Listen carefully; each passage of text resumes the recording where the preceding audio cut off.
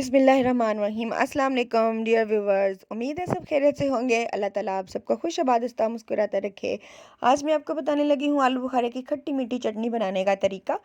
तो शादियों पे भी अक्सर लोग ये बनाते हैं, रमज़ान में भी सेव करके रख लेते हैं। और इसमें इसको 1 महीने तक कैसे सेव करके रख सकते हैं मैं आपको इस वीडियो में बताऊंगी। सबसे पहले मैं आपको इसके अज्जा बता दूं।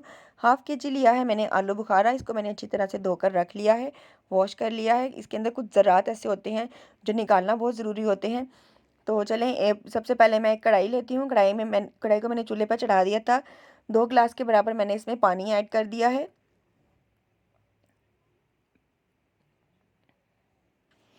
2 गिलास शामिल करने के बाद मैं इसमें ऐड कर रही हूँ आलू बुखारा। हमने इसे बॉईल करना है अच्छी तरह से। सबसे पहले आपने इसमें आलू बुखारा ऐड करना है, जब इसमें तब तक कुछ नहीं डालना जब तक ये बॉईल ना हो जाए। अभी आपने जस्ट आलू बुखारे को बॉईल करना है। बहुत ही सिंपल सी झटपट सी रेसिपी है, आपको बहुत पसंद आने वाली है। बहुत इजी है, बहुत मज़ेदार और टेस्टी बनेगी इस रेसिपी से। तो हम इसे लिड से कवर करके रख देंगे जब तक ये बॉईल हो जाए। ये देखिए, हम अब चेक कर लेते हैं कि आलू बुखारा जो है वो बॉईल हो रहा है। जैसे ही आलू बुखारा बॉईल होगा तो हम इसमें साथ ही शुगर ऐड कर लेंगे। 1.5 कप के बराबर मैंने इसमें शुगर ऐड की है। मैं चूँकि ये खट्टी मीठी चटनी बना रही हूँ, बिल्कुल मीठी नहीं बना रही, इसलिए 1.5 कप इस रेसिपी के लिए बिल्कुल परफेक्ट है। अगर आप बहुत ज़्यादा मीठी बनाना चाहें तो फिर आप अपनी शुगर की जो मिकदार है वो बढ़ा सकते हैं। 1/2 कप आप ज़्यादा इसमें ऐड कर लें।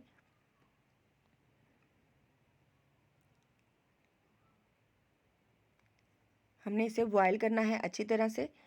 तो साथ ही मैं इसमें half tea spoon black pepper यानी कि काली मिर्च ऐड कर रही हूँ। हाफ़ टी स्पून नमक है। हाफ़ टी स्पून अदरक लहसुन का पेस्ट है। सॉरी, अदरक का पेस्ट है। आपने सिर्फ इसमें अदरक का पेस्ट ऐड करना है, लहसुन का पेस्ट बिल्कुल भी ऐड नहीं करना।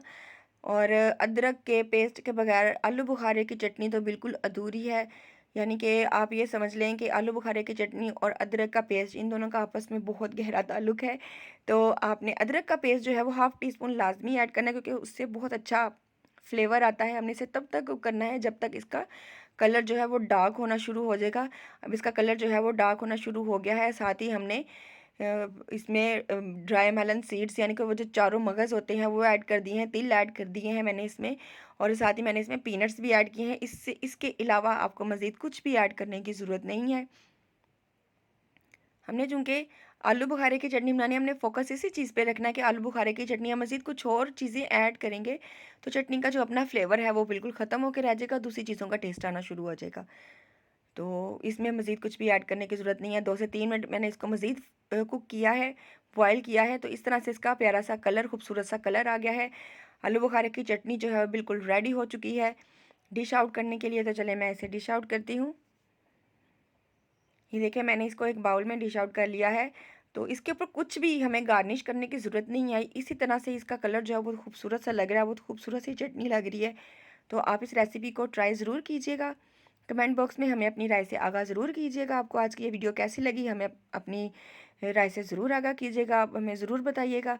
और साथ में हमारा चैनल भी सब्सक्राइब कीजिएगा, साथ में बेल आइकन का बटन भी प्रेस कीजिएगा, लाइक और शेयर भी कीजिएगा। आखिर में मैं अल्लाह हाफ़िज़ कहना चाहूँगी इस दुआ के साथ कि अल्लाह ताला आप सबको अपने घरों में खुश और आबाद रखे, सबके रिज़्क में बरकत पैदा करे, सबके रिज़्क में फरावानी पैदा करे, सबके घरों में सलूक, इत्तेफ़ाक और मोहब्बत पैदा करे।